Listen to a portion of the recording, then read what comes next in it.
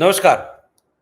तो उत्तर प्रदेश के चुनावी समर में अब एक नई चर्चा बहुत तेज हो गई है और वो चर्चा टिकट वितरण को है। भारतीय जनता पार्टी ने अब तक 80 लोकसभा सीटों में से जो 5 सीटें अपने साथी दलों को छोड़ दी हैं, जिसमें से 2 सीट अनुप्रिया पटेल की पार्टी के पास है, एक ओम प्रकाश राजभर के दल के पास है, एक संजय निषाद के पास है, ऐसे करके 5 सीटें उन्होंने छोड़ दी।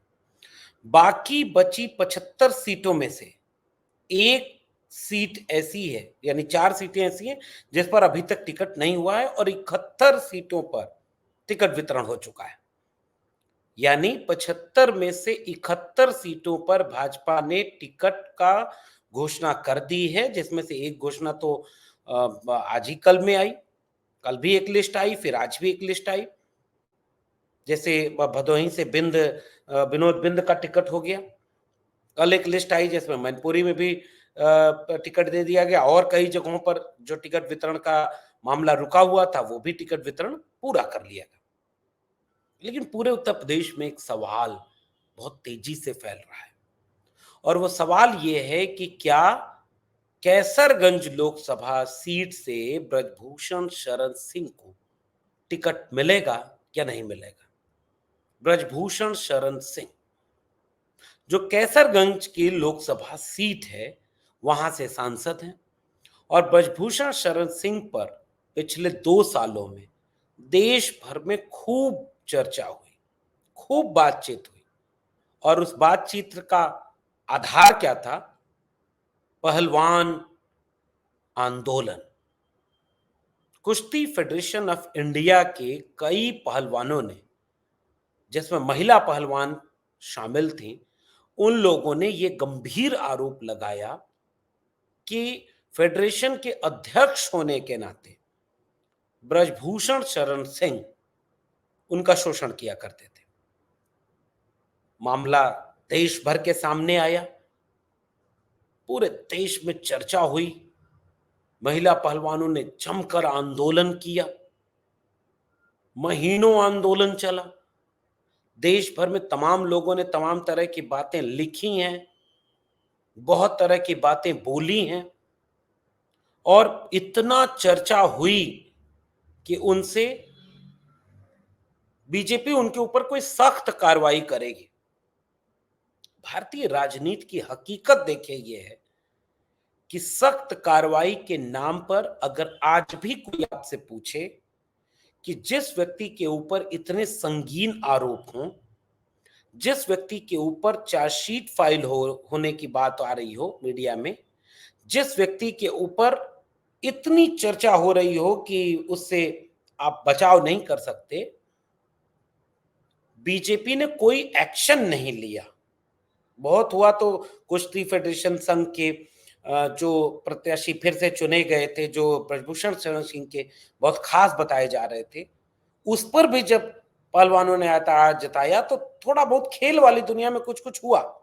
राजनीतिक गलियारों में आपको कोई एक ठोस ऐसी बात नहीं मिलेगी जिसको आप ये कहें कि यह ब्रजभूषण शरण सिंह के ऊपर देखिए एक्शन हुआ, ये एक्शन लिया गया।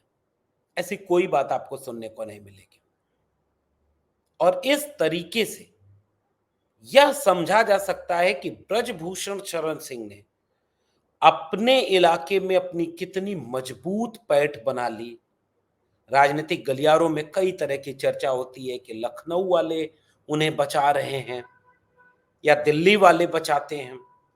कहा जाता है कि अमित शाह से उनका बहुत याराना, बहुत घनिष्ठ रिश्ता है और राजनीति में भारतीय जनता पार्टी इस समय वह राजनीति कर रही है कि भले ही उसने आत्मविश्वास से लबरेज होने के नाते यह संदेश दे दिया हो बाहर कि अब की बार 400 पार और अकेले हम 400 सीटें जीत रहे हैं, लेकिन बीजेपी इस चुनाव को लेकर इतनी संजीदा है कि वो उन नेताओं को भी अपने गठबंधन में शामिल कर रही है जिन्हें वो राजनीतिक विरोधी मानती रही। ऐसे में अगर कोई नेता जो राजनीति में बीजेपी का ही सांसद हो, अपनी लोकसभा सीट जीतने का पूरा दमखम रखता हो, आसपास की कई लोकसभा सीटों के ऊपर अपना एक असर रखता हो, धन बल से बहुत मजबूत हो, ताकत से इतना मजबूत हो कि वो गाना चलने लगा, गाना बज रहा है उनके समर्थन में, जनता बोल रही है यूपी टाइगर नेताजी। जनता बोल रही है, ये है यूपी टाइगर नेताजी, यूपी का टाइगर, यूपी का शेर। पता नहीं इस गाने को जब या इस तरह की बातों को जब सुने होंगे योगी आदित्यनाथ या और लोग, तो उन लोगों को क्या समझ में आया होगा या कैसे मतलब इस चीज को लेंगे कि कौन है यूपी का टाइगर, कौन है ये तमाम चीजों को लेकर के कौन है ये, इसको लेकर के पूछने पर ये क्या बोले होंगे नहीं पता। लेकिन ब्रजभूषण शरण सिंह के समर्थक खूब ताकत से जलवा फरोश होकर के बिना अभी टिकट का घोषणा हुए दिल्ली गए थे, और दिल्ली से जब लौटे तो लाव लश्कर इतना भारी, ताकत दिखाने का, मुस्कुराते हुए अयोध्या एयरपोर्ट उतरना और उसके बाद अपने इलाके की कई जगहों पर छोटी छोटी मुलाकात लोगों से, सभाओं की तरह छोटी छोटी, रैली की तरह। आज तो ये खबर आ रही है कि कलेक्टर ने एसडीएम से रिपोर्ट मांगी कि भाई ये जो हुआ ये कैसे हुआ। लेकिन कहा यह जा रहा है राजनीतिक गलियारों में कि भारतीय जनता पार्टी क्यों टिकट नहीं दे रही। क्या वीरेंद्र सिंह मस्त की तरह या और लोगों की तरह भारतीय जनता पार्टी ब्रजभूषण शरण सिंह का टिकट काटने जा रही है, या भारतीय जनता पार्टी टिकट किसी भी हालत में ब्रजभूषण शरण सिंह को नहीं काटेगी, क्योंकि उसको यह डर है कि कहीं ये अकेले लड़ गए तो बीजेपी को हराने की क्षमता रखते हैं ठीक ठाक, एक ही लोकसभा नहीं कई लोकसभा में, और अगर किसी विपक्षी दल से लड़ गए तो ये कई लोकसभा सीटें जीत सकते हैं, अपनी तो जीत ही जाएंगे।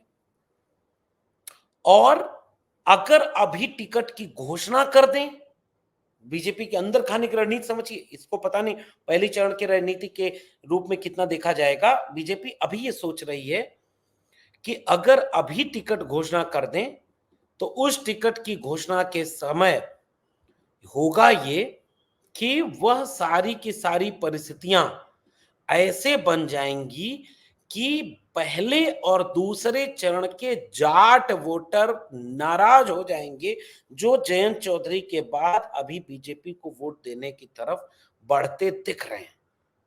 क्योंकि किसान आंदोलन के बाद जो जाट समुदाय और किसान समुदाय के बीच सबसे संवेदनशील मसला है वो महिला पहलवानों का आंदोलन है। और महिला पहलवानों के आंदोलन की जो बात है वो इतनी गंभीर है, इतनी प्रभावशाली है, इतनी महत्वपूर्ण है कि उस बात में यह देखना दिलचस्प होगा कि ब्रजभूषण शरण सिंह को अगर बीजेपी टिकट देती है तो पहले और दूसरे चरण में जो वोटिंग होने जा रही है, जिसमें मेजॉरिटी वोट आज की तारीख में जाट और किसान वोट को अपनी तरफ मिलाने की कोशिश कर ली गई है, वो इस बात से नाराज हो सकता है कि ब्रजभूषण शरण सिंह को टिकट दे दिया गया, और इसलिए वो टिकट बहुत देर तक पेंडिंग रखा जाएगा, कम से कम पहले या दूसरे चरण तक। और जब पहले और दूसरे चरण में वोट डाल दिए जाएंगे उसके बाद बीजेपी ब्रजभूषण शरण सिंह का टिकट की घोषणा करेगी। ये रणनीति राजनीतिक गलियारों में चर्चा में सुनाई दे रही है। दूसरी सुगबुगाहट सुनाई दे रही है कि नहीं, हो सकता है बीजेपी टिकट काट दे, लेकिन टिकट काटने पर नुकसान कम से कम हो इसलिए थोड़ा इंतजार कर रही है। बीजेपी अभी तुरंत कोई काम ऐसा नहीं करने जा रही है जिससे कि तुरंत कोई नुकसान हो जाए, तुरंत कोई चीज खत्म हो जाए, तुरंत कोई चीज रुक जाए। इसको लेकर के बीजेपी नहीं चाहती कि वो ब्रजभूषण शरण सिंह को टिकट दे। लेकिन एक बात जो इधर बीच बदली है, और खासकर पहले और दूसरे चरण में, तीसरे चरण तक आते-आते इस बात का अब गहरा असर उत्तर प्रदेश की राजनीति पर पड़ने वाला है। और वो बात ये है कि राजपूत समाज के लोगों ने विरोध कर दिया है भारतीय जनता पार्टी का। देश के कई जगहों पर वो विरोध प्रदर्शन दिख रहा है, लेकिन उस समाज के लोगों ने एक बड़ा सम्मेलन करके पश्चिमी उत्तर प्रदेश में बीजेपी के खिलाफ वोट देने की अपील जारी कर दी। उनका कहना है कि भाजपा ने राजपूत समाज का अपमान किया है। कहने वाले कहते हैं कि उसके बाद राजनाथ सिंह को इस काम पर लगाया गया कि थोड़ा डैमेज कंट्रोल आप करिए, लेकिन पश्चिमी उत्तर प्रदेश में जब राजनाथ सिंह आए अपना काम करने, तो पता चला कि उनकी रैली में भीड़ ही नहीं जुटी ज्यादा, नहीं लोग आए, कम लोग आए। और इस तरह माना जा रहा है कि राजनाथ सिंह के प्रभाव से राजपूत समाज के बीच नाराजगी को थोड़ा कम करने की कोशिश की जा रही है। और चूंकि राजपूत समाज बीजेपी के खिलाफ वोट करने की बात लगातार अब कह रहा है, कई घटनाएं ऐसी देखने को मिल गई, जैसे करणी सेना के प्रमुख नेता वो पगड़ी पहनते हैं, और पगड़ी किसी भी समाज में जब पगड़ी है तो पूरे पैन इंडिया आप देखेंगे कि वो सम्मान और प्रतिष्ठा से जोड़ दी जाती है, एक संस्कृति से जुड़ती है। तो जब कोई पगड़ी का अपमान करे तो ये माना जाता है कि बहुत गहरा अपमान है। और इस तरह से कई वीडियो आ गई सामने जिसमें ये कहा गया कि अपमान इतना किया जा रहा है कि पगड़ी उगड़ी नोच ली जा रही है। और इससे राजपूत समाज के भीतर भारतीय जनता पार्टी को लेकर खासी नाराजगी देखने को मिल रही है। भारतीय जनता पार्टी उस नाराजगी की राजनीतिक पृष्ठभूमि में अभी ब्रजभूषण शरण सिंह जैसे बहुत दबंग, मजबूत, धन से मजबूत, ताकत से मजबूत, बीजेपी को चुनाव जिताने लायक भूमिका में मजबूत ऐसे नेता को उनका टिकट काट कर और नाराजगी मोल नहीं लेगी, क्योंकि बीजेपी एक ऐसी पार्टी है जो आज 2024 के चुनाव में येन केन प्रकारेण सत्ता चाहती है, कुर्सी चाहती है, इसलिए वो टिकट नहीं काटेगी। और इस बात में दम देखता है, इस बात में मजबूती दिखती है, इस बात में बहुत तरह की ताकत दिखती है।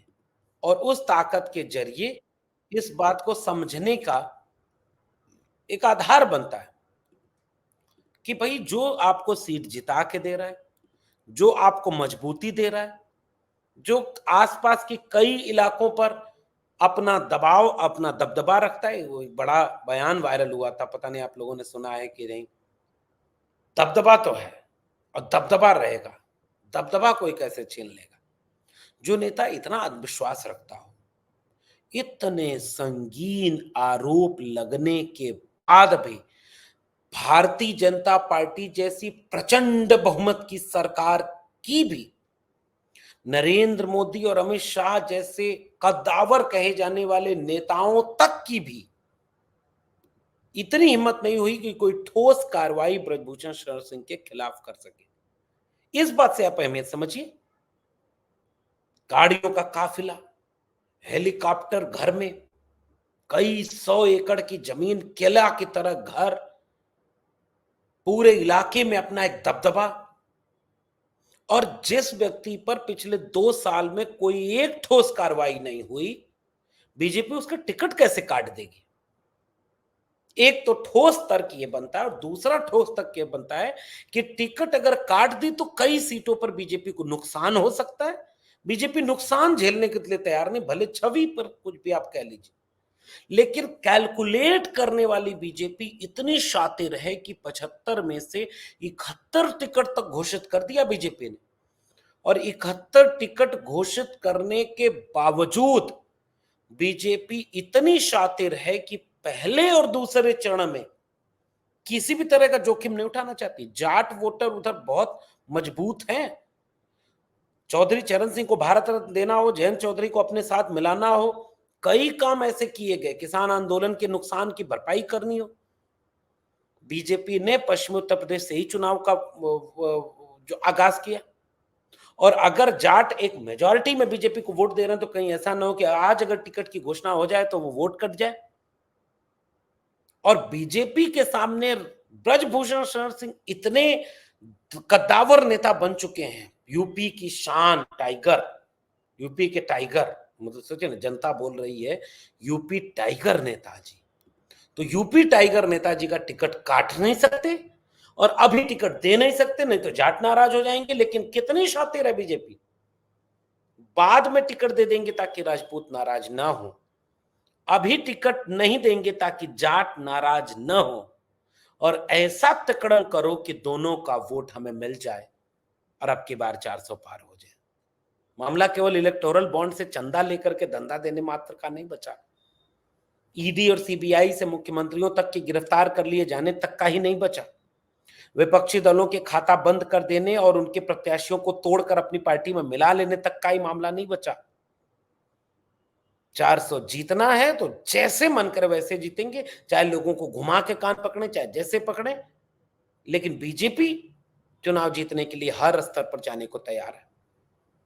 और देखना दिलचस्प है, लोग ये बताते हैं कि जैसे ही ये सब कुछ होगा, बीजेपी टिकट देगी और टिकट देने के साथ वो सारा काम करेगी जिससे ब्रजभूषण शरण सिंह को टिकट दे करके वो सीट भी जीत जाए और तब टिकट की घोषणा करे जब पहला और दूसरा चरण का वोट भी पड़ जाए। इस चालाकी को आप क्या कहेंगे?